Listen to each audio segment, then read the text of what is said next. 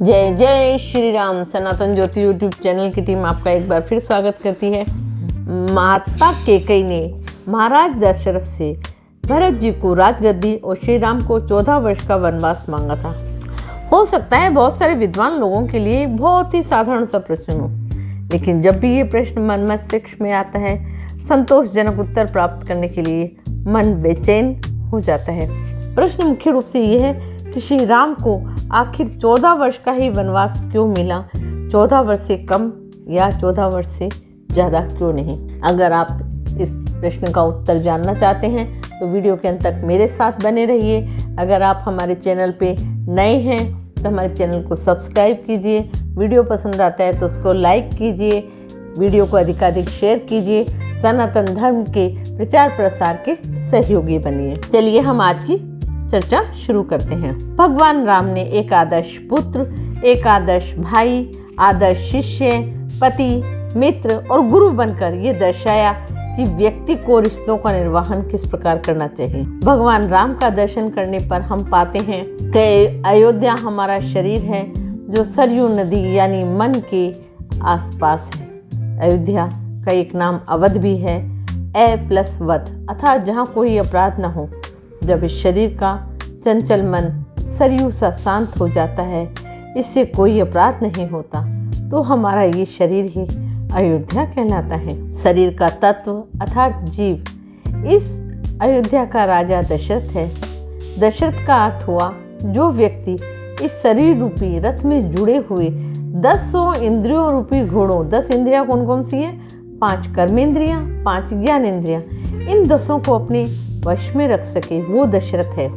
3 गुण, सतगुण, रजोगुण और तमोगुण दशरथ की 3 रानियों के प्रतीक हैं, जो कौशल्या, सुमित्रा और कैकेयी हैं। दशरथ रूपी साधक ने अपने जीवन में चारों पुरुषार्थ धर्म, अर्थ, काम और मोक्ष को राम, लक्ष्मण, भरत और शत्रुघ्न के रूप में प्राप्त किया था। तत्व दर्शन करने पर हम पाते हैं कि धर्म स्वरूप भगवान राम स्वयं ब्रह्म हैं, शेषनाग भगवान लक्ष्मण वैराग्य हैं, माँ सीता शांति और भक्ति हैं, बुद्धि का ज्ञान हनुमान जी हैं, रावण घमंड का, कुंभकर्ण अहंकार का, मारीच लालच और मेघनाथ काम का प्रतीक है, मंथरा कुटिलता, सुपर्णखा काम और ताड़का क्रोध का प्रतीक है। क्योंकि काम, क्रोध और कुटिलता से संसार को वश में कर रखा है। आप ही देख रहे हैं कि काम, क्रोध और कुटिलता संसार इन्हीं 3 तत्वों के वश में होकर के अग्रसर हो रहा है। इसीलिए प्रभु राम ने सबसे पहले क्रोध यानी ताड़का का व्रत किया, वैसे ही किया जैसे भगवान कृष्ण ने पूतना का किया था। नाक और कान वासना के उपादान माने गए हैं, इसीलिए प्रभु ने शूर्पणखा के नाक और कान काटे थे। भगवान ने अपनी प्राप्ति का मार्ग स्पष्ट रूप से दर्शाया है। उपरोक्त भाव से अगर हम देखें तो हम पाएंगे कि भगवान सबसे पहले लक्ष्मण अर्थात वैराग्य को मिले थे, फिर वो भक्ति माँ सीता को, और सबसे बाद में ज्ञान भक्त शिरोमणि हनुमान जी के द्वारा हासिल किए गए थे। जब भक्ति रूपा माँ सीता ने लालच रूपी मारीच के छलावे में आग के वैराग्य रूपी लक्ष्मण को अपने से दूर किया, तो घमंड रूपी रावण ने आकर भक्ति की शांति माँ सीता की छाया हर ली और उसे ब्रह्मा भगवान से दूर कर दिया। भगवान ने 14 वर्ष के वनवास के द्वारा ये समझाया कि अगर व्यक्ति जवानी में 5 ज्ञानेंद्रियां जैसे नाक, कान, आँख, जीभ और चमड़ी, 5 कर्मेंद्रियां वाक, वाणी, पाद, वायु, उपस्थ तथा मन और बुद्धि, चित्त और अहंकार को वश में रखेगा, तभी प्रत्येक मनुष्य अपने अंदर के घमंड या रावण को मार पाएगा। रावण की अवस्था में 14 ही वर्ष शेष थे। प्रश्न उठता है कि ये बात कैकेयी कैसे जानती थी। ये घटना घट तो रही है अयोध्या में, परंतु योजना देवलोक की है। अजसु पिता रीता सुसिर गई गिरा मति फेर। सरस्वती ने मंथरा की मति में अपनी योजना की जो रूपरेखा थी वो फिट कर दी। उसने कैकेयी को वह सब सुनाया, समझाया और कहने के लिए उकसाया। सरस्वती का इष्ट मंत्रा को था।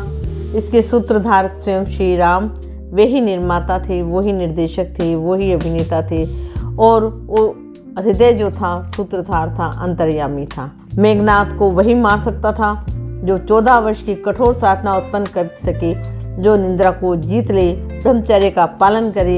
ये कार्य लक्ष्मण द्वारा संपन्न किया गया। सोचने की एक बात यह भी है कि वरदान में लक्ष्मण थे ही नहीं तो लक्ष्मण की चर्चा क्यों आती है, वो वनवास क्यों गए, ये प्रश्न एक उठता है। परंतु भाई राम के बिना लक्ष्मण रह नहीं सकते थे। यदि राम यश का झंडा है तो लक्ष्मण उस झंडे के लिए एक डंडा थे और बिना डंडे के झंडा नहीं हो सकता। माता कैकेयी यथार्थ जानती हैं, जो नारी युद्ध भूमि में दशरथ के प्राण बचाने के लिए अपना हाथ रथ के धुरे में लगा सकती है, जो रथ संचालन की कला में दक्ष है, वह राजनीतिक परिस्थितियों से अनजान कैसे रह सकती है। मेरे राम का पावन यश 14 भुवनों में फैल जाए और वह भी बिना तप के रावण का वध संभव नहीं था। मेरे राम केवल अयोध्या के सम्राट न रह जाएं, विश्व के समस्त प्राणियों हृदयों के सम्राट बने। उनके लिए उन्हें अपनी साधी शोधित इंद्रियों तथा अंतःकरण को पुनश्च तप के द्वारा तदर्थ सिद्ध करें। सारी योजना का केंद्र राक्षस वध है, अतः दंडकारण्य को ही केंद्र बनाया गया। महाराज, दंडकारण्य में अनरण्यक के उस श्राप का समय पूर्ण होने में 14 ही वर्ष शेष थे जब राम को वनवास मिला था। जो शाप उन्होंने रावण को दिया था कि मेरे वंश का राजकुमार तेरा वध करेगा, इन्हीं सभी कारणों से भगवान राम को 14 वर्ष का वनवास हुआ था। और हम भी युवावस्था में जो ये 14 मैंने आपको 5 ज्ञानेंद्रिया 5 कर्मेंद्रिया आपको बताई हैं, 5 और 5 10। इसके अलावा मन, बुद्धि, चित्त और अहंकार, ये जो 14 चीज़ें युवावस्था में संयम की बताई गई हैं, वही प्रेरणा ये 14 साल का वनवास के रूप में हमें इंगित किया जाता है। आशा है आपको अपने प्रश्न का उत्तर मिला होगा। फिर मिलते हैं एक नई चर्चा के साथ, एक नए विषय के साथ। तब तक आप हमारे चैनल को सब्सक्राइब करते रहिए, आगे बढ़ाइए और हमें अभी आप इजाज़त दीजिए। फिर मिलते हैं एक नए विषय के साथ, एक नई चर्चा के साथ। धन्यवाद।